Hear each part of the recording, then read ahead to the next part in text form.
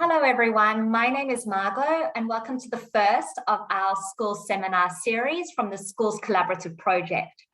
These webinars will discuss different topics that are important to you and to your children, and we value any feedback that you may have. Today brings together passionate workers from different agencies, and we will be discussing anxiety in children with both some theory and some practical steps to support your children. My name is Margot, and I am the Care Navigator for the Schools Health and Community Together project. I am based at 4 different schools: Daceyville Public School, Matraville Public School, Matraville Soldiers Settlement, and East Lakes Public School.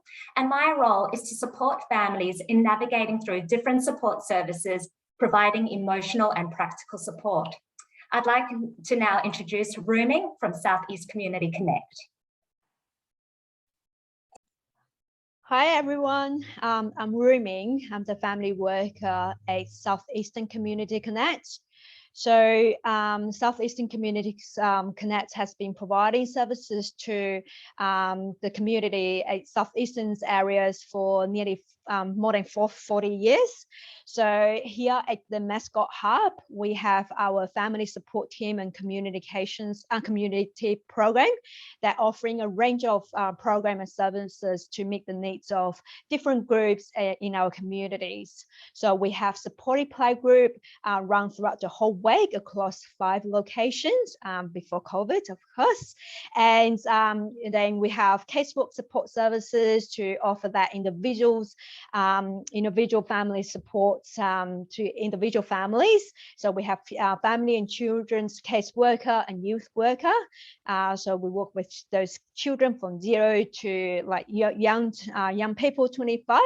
And we also run a series of parenting program and child development courses throughout the whole years, such as 1, 2, 3 Magic, emotion coaching, No Scaredy Cats, and other parents information sessions. So we are here to offer you the support that you need, and reach out to us if you need information, advice, or support. Fantastic. Thank you so much, Ruming. And now I'd like to introduce Danya. Hi everyone, I'm Danya. I'm from the Junction Neighbourhood Centre, and we offer support for families with children aged 0 to 12 in the Randwick and Waverley local government areas. We also offer information and referral to other services, and we do run various parenting programs, including 1, 2, 3 Magic, which was running at the moment, and we have a single parent support group starting again in November. We also run a playgroup for children starting school next year. Thanks, Margot. Thank you so much, Danya. And now I'll hand over to Evelyn to talk a little bit about her organisation.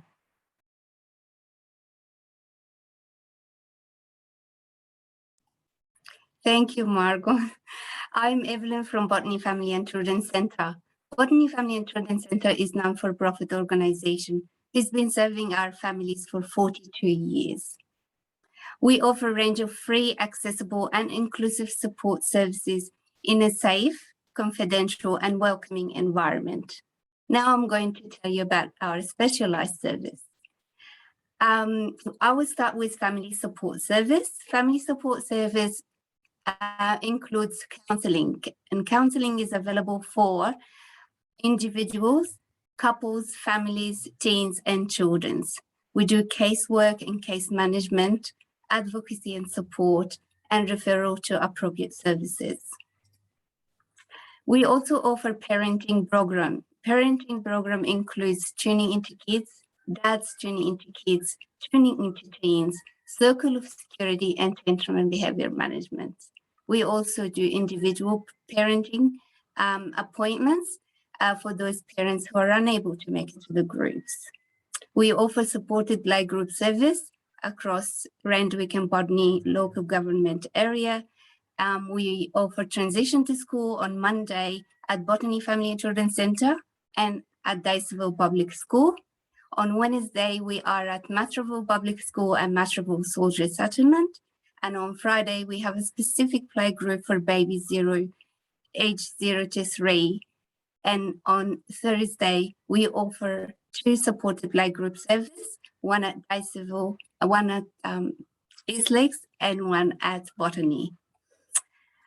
Our message for you today from BFCC is to please know that we have a community out there who wants to support and work with you in any way we can.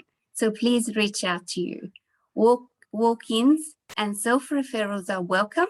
So please contact us whenever you need us. Thank you. Thank you so much, Evelyn, and what an amazing, amazing group of services that we have here today. So now I'd like to hand over to Ruming, who's going to give us a short presentation about anxiety in children. Thank you. Sure. So I'm going to bring out my presentation's PowerPoint. Just bear with me. And so, okay, making sure that it's working. Hang on. Okay, sure. All right, so I'm here today to give you short presentations on anxiety in children and building resilience in our young children. So I have been running, programs, parenting program to give parents some information and advice on, how to identify anxieties and knowing that it's, how to identify them and what do you do and where to seek support, etc. So it's just really short presentations that give you a taste of what some of the anxiety programs will look like. But if you need more support and wanted to know more about those programs, I would encourage you to attend programs that run by by different local organizations throughout the whole year if you are interested to know more. So, this is a very exciting time, to preparing kids going back to school, returning to school. And of course, we need to acknowledge that it's a stressful time and it can be a very anxious time for both parents and children. So this is why we wanted to do it, in this seminar as the first seminar presentations, just to help you to get some ideas about, to talk to your children if you can feel that they are worrying about going back to school, and if you can see signs of anxiety, what do you do? So let's get started. So I wanted to start by looking at what is anxiety. And I always tell adults and parents that or children, and anxiety is normal part of childhood and development. And they will experience different anxieties at different stage of their development. So it's very common, for examples, 12-month-old baby to toddlers like 2 to 3 years old have anxiety and fears about separations, anything new to them, such as loud noises, strangers. So they will presenting with those type of anxieties around this age, and it's common. And, for toddlers of preschool age, 3 to 4, they will have fears about dark and monster. And then you will hear a lot of them saying that there's a monster in my room. I don't want to go to my room. I don't want to sleep. Mom, you have to be in my room, etc. So they worry about those sort of things, and they're worried about getting hurt. Okay. And so looking at, kinder age, primary school age, 4 to 6 children, they started to worry about some social situations. For examples, going to school, public speaking, presenting their news, share their ideas in group, and going to swimming carnivals. And they might even, like nighttime, they were worried about, supernatural things such as ghosts. So those are what we consider as normal and common type of anxiety. So anxiety is not scary, it is normal, and we need to acknowledge it, and we need to help the children to recognize it and find a way to manage different sort of feelings. So moving. Okay, I just trying to get things, the panels away. Okay, so let's hide. Okay, bear with me, just hiding the panels. Okay, so when does anxiety becomes a concern? So this is a very common questions that parents might ask.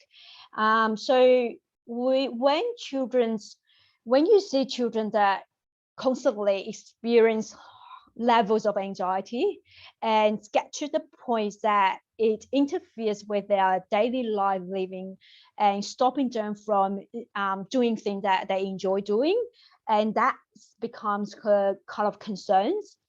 And when their fears and worries are not common for anxiety as their stage of development, previously the previous slides would talk about what anxieties are common for different age group.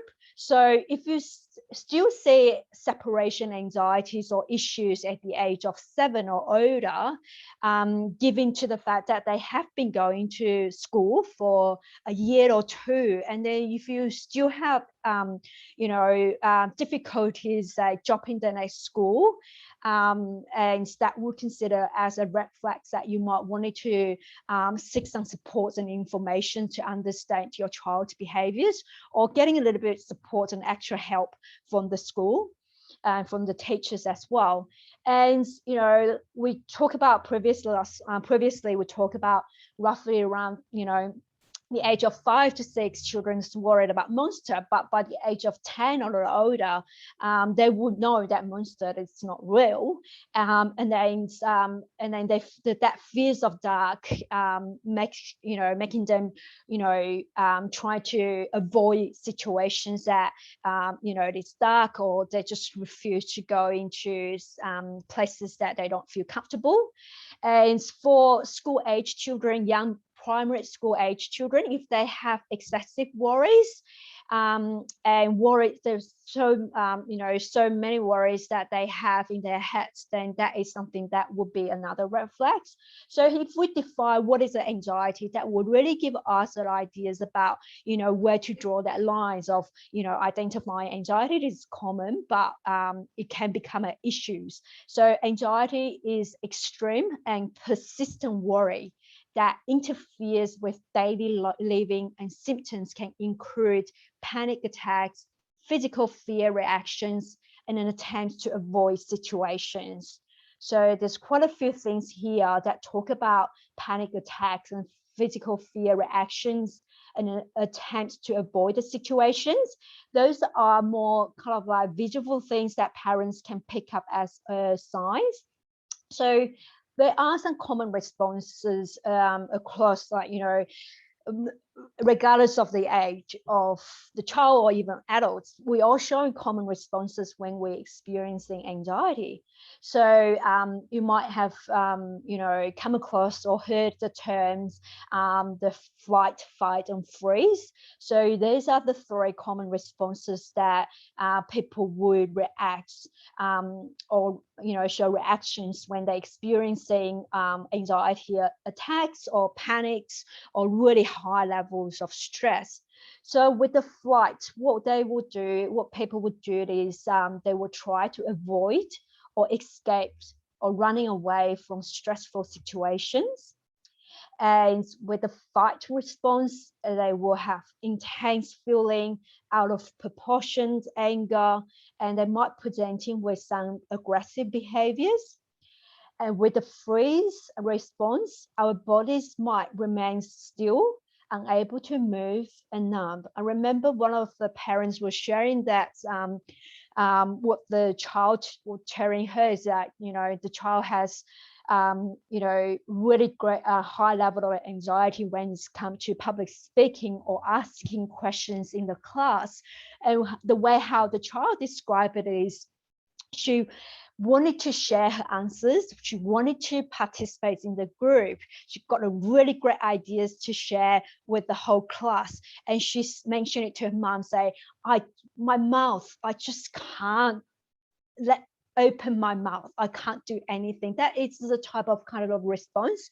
So those sort of things that if your child if the children are presenting, if they are away from home, it's always we always encourage parents to, you know, build out communications with the school, with the teachers, to get a full pictures of what is going on in your children's you know, life daily, like school, at home, and paying observations, and also building that building that relationship, allowing the children to feel supportive and feel that they wanted to share their feeling with you know, their carers.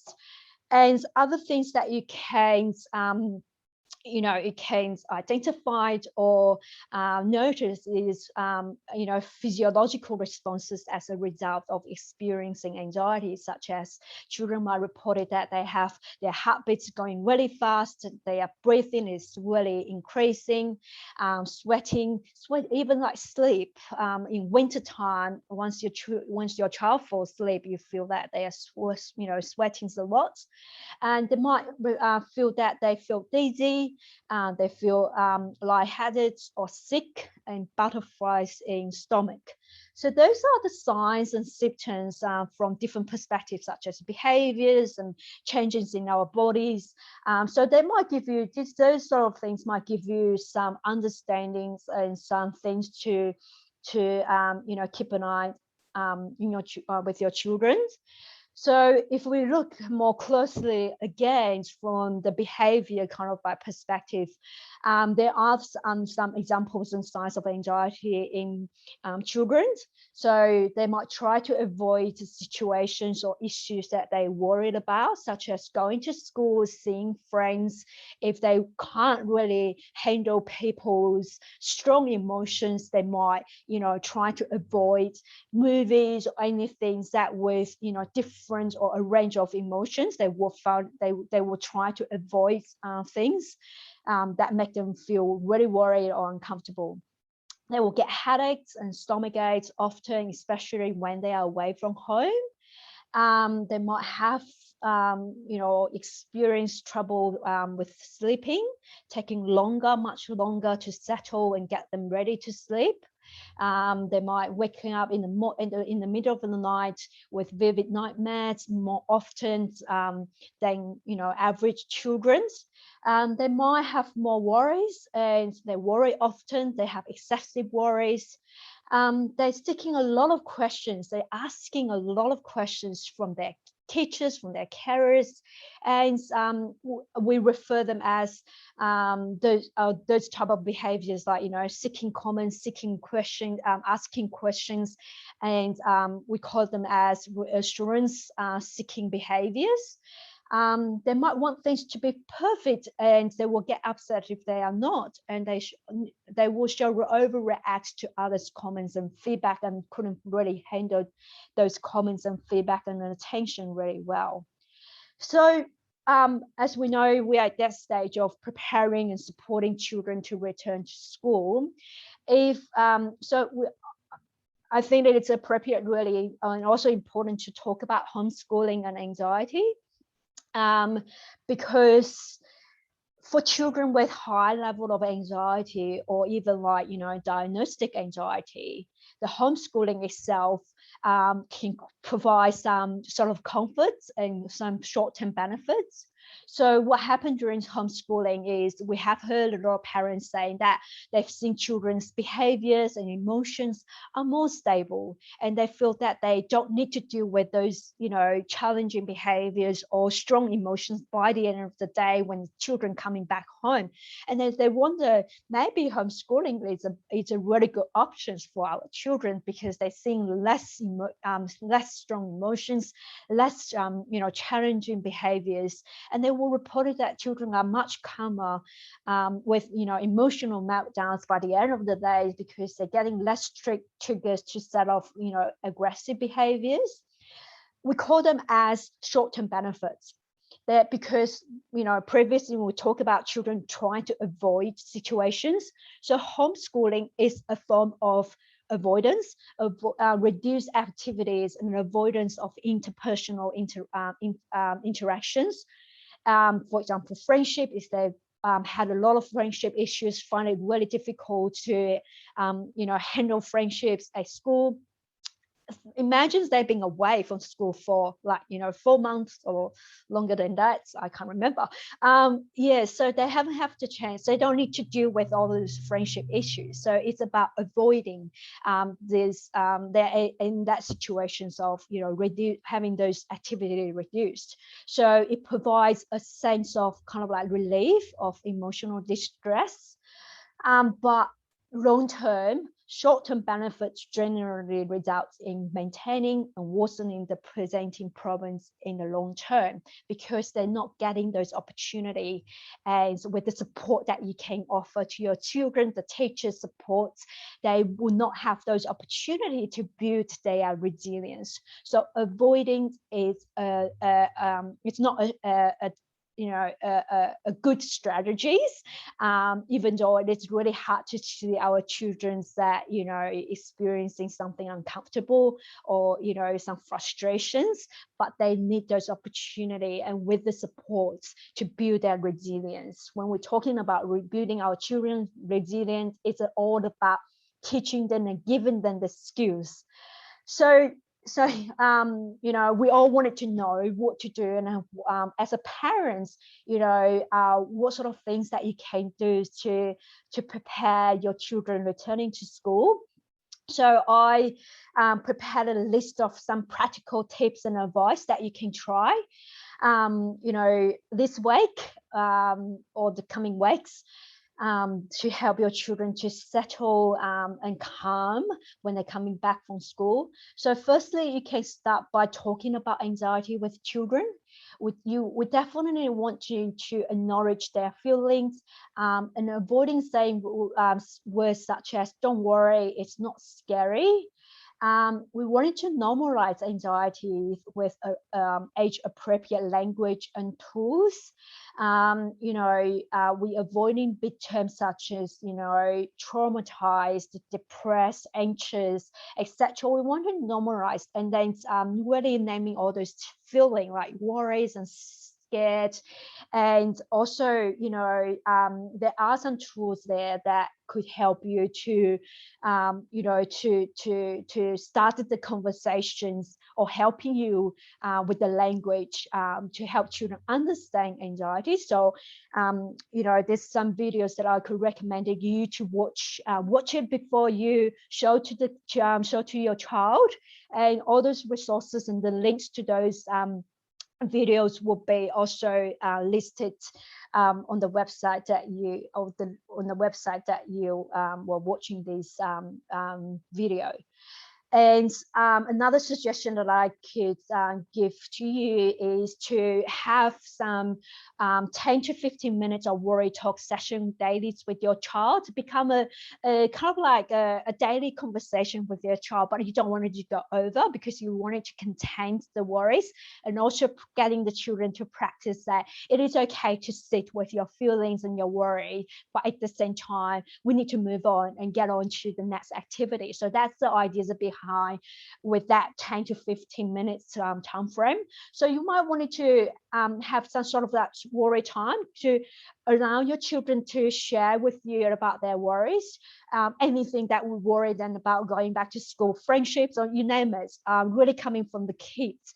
And then those sessions will give you ideas about what their worries are. You might surprise with their worries, and also having it as a daily basis. You can do it like a check-in with your children's emotions, and teaching them the techniques to manage body reactions to stress and anxiety, building their ability to calm their emotions. So teaching them breathing techniques. I've been using ABC Kids Listen app that you can download on your app. So under that one, in the applications, if you go to the quiet time, they will always have a minute or two on showing children or guiding children to do the breathing techniques. So that will be a starting point if you wanted to know how to show your children about the breathing techniques. Remember, we talk about children might have struggles to, to fall asleep with their sleeping. So imagine if children have, a lot of worries and different types of feelings throughout the whole day. By the end of the day, they will have really, their muscles are really tense. So muscle relaxations in bed just before the bedtime will really relax their body and prepare them to get ready for sleep. So there's another video that I could recommend you to watch and introduce to your child. Another techniques that you can do to show your children that, if you're away from home, if you're feeling something that is funny, that you identify, then is just more about your body reactions to something that you feel really worried and anxious. Then it's the 5, 4, 3, 2, 1 counting on the grounding technique. So five things that you can see, 4 things that you can touch, 5 things that you can hear, 3 things that you can hear, 2 things that you can feel, and 1 thing that you can taste. So there's another video here that will give you the ideas about how do you run through that techniques with your children. And those are really suitable techniques for adults as well.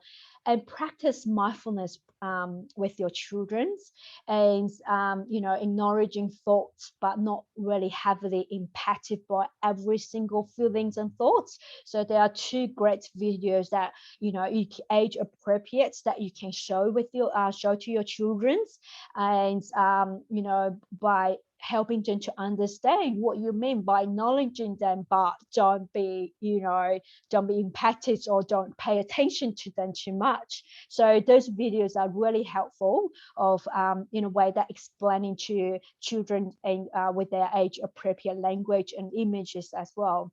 And building their growth mindsets by doing, gratitude practice, spending time outside, connecting with our mother natures, and setting small bravery challenge to boost their confidence, and also something to look forward to when they're going back to school. So if you start practicing some of the challenge and they got something that they can look forward to do when they go back to school, that would be great. So where to seek support? So if you identify that if your children are, really struggle to get your children go back to school, or if you can identify some of the signs of anxiety in your children and you wanted to go a bit further, so I can advise that, there are some parenting programs in your runs in your local areas that could be suitable for you to get some knowledge and understandings about anxiety, such as No Scaredy Cats, Cool Kids program. You can find those the timings and who's running it by going to Rainway Councils and look for the Rainway Council parenting calendar.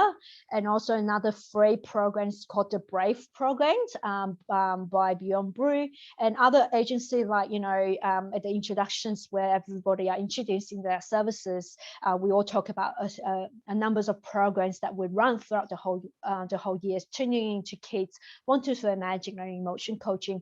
There are really great parenting programs for you to attend and get some information. In terms of local and family and children support services, we have introduced ourselves as Southeastern Community Connect, located in Mascot, the Junction Neighbourhood Centres in Maroubra, Botany and Family and Children's Centres in Botany. So if you feel like you needed to seek a bit more professional support and interventions, so here's the list of places that you can make a simple phone call and find out their referral pathways. Talk to like Margot if she's based at your school, and community health centre for children under the age of 7 for social work and psychology services, Child Family East by health, and your school age children, speak to the school counsellor, and also speak to your GP. If you have a really good GP, discuss your concerns and your issues. The GP might be able to give you that mental health plan for private psychologist services. So this is the end of my presentations, and I hope you enjoyed it. I hope you found it informative, or and we'll see if any of you wanted to ask any questions or have any thoughts on the information that I just presented. Ruming, thank you so much. That was an amazing presentation and kind of covering those key things to look out for, you know, what you can do to support your children, but also really knowing that there is a lot of support out there in the community, and, you know, you can access, you know, the services here and myself, and really get that support for you and your family, especially after what's been a really difficult year with COVID again. Daniel, I can see that you wanted to make a comment. Was there anything that you had wanted to say? Absolutely. First, thanks, Ruming. It was a really informative presentation. But my comment is that during my practice, I often hear from families that their child doesn't want to go back to school. And so when that's something that your child brings up, it's important to first point out that attending school is important. As Ruming mentioned, the short-term benefits of less anxiety doesn't outweigh the long-term implications of homeschooling. It's also important to keep lines of communication open with your child and find out why they don't want to go to school. There might be a lot of reasons, and they might only tell you some on some days and some on the other days. So just keeping that communication going and doing those worry talks, as Ruming mentioned. Also acknowledging their feelings, and don't deny their emotions. So don't say it's silly, you should go back to school, it's fine, because for them, they don't feel like it's silly, and this is something they've brought to you and they're quite concerned about. You should also then contact the school, because the school might have supports available, and speak to your GP or attend one of our services and have a chat with us about what we can do to get your kids back to school. Thanks. Yeah, Dania, I think those are some really, really great points. And I think for parents and carers as well, it's also recognize that you might be feeling a little bit anxious. You know, there's been so many changes over the past few weeks and months, and it seems like there's, you know, we go through changes all the time. And with, you know, lockdown felt like it was very long, and then suddenly it feels like, you know, things are speeding up. So it is really important, I think, for parents and carers to also look after their own mental health. And, you know, if they are feeling a little bit anxious, the more you look after yourself, the more reassuring it can be for children as well. And I think, you know, a lot of those suggestions that Ruming discussed are things that parents and carers can do. So mindfulness and deep breathing, and it's actually things that you can do with your children as well. So what a lovely opportunity. But, you know, I know, as it's already been discussed as well, if you do feel that you are getting quite anxious, and if it is starting to, you know, affect your day-to-day living, it is really important to speak to someone about that. We've got some amazing services here that you can contact. You can contact myself at one of those 4 schools, and you can also speak to your GP about seeing whether you can get a mental health referral or speak to someone else, because it's been a really hard year.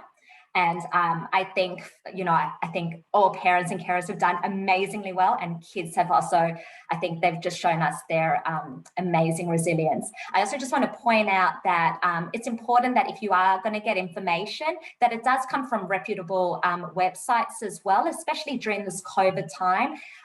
You know, that misinformation can be quite misleading, and that can make us really anxious. So looking at, you know, the Department of Education website, New South Wales Health website, government websites, they have a range of, you know, information that's true and not misleading. So look, Ruming, thank you so much again for your wonderful, wonderful presentation. I think we've all, you know, picked up lots of tips and things that we can do to support our kids in their return back to school. These webinars will be a regular series, and you can hear more about the different topics through your schools. And if there is a topic that you'd like us to talk about, or, you know, you've got any questions following from today's webinar, you can email me. So my email address, it's Margot, M-A-R-G-O-T, .wertheim, W-E-R-T-H-E-I-M, at health.nsw.gov.au, and we would love any feedback, any comments, any topics that you think might be helpful. So a big thank you to everyone today, and we hope to see you next time. Bye. Thank you. you. Bye. Thank you.